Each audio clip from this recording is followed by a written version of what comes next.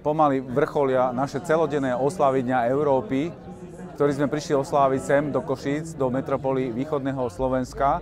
A stretli sme sa tu s naozaj veľmi priaznivou, žičlivou atmosférou. Ako vidíte, je tu množstvo ľudí.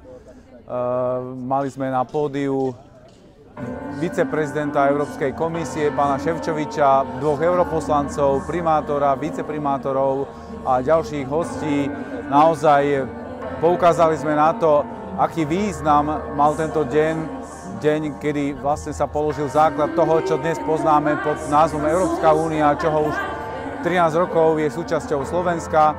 A dnešné oslavy sa naozaj niesli nielen o zábave, hudbe, ale boli venované aj týmto informáciám a diskusiám, debatám. Ľudia sa zaujímali o budúcnosti Európskej únie, o tom, čo bude nasledovať po Brexite, či bude Slovensko ešte ďalej dostávať nejaké peniaze z rozpočtu Európskej únie na svoj rozvoj, na rozvoj aj miest takých ako Košice, ktoré sa postupne stávajú inteligentným mestom, to znamená mestom, ktorý využíva aj nové technológie rozumným spôsobom v prospech zvyšovania kvality života ľudí.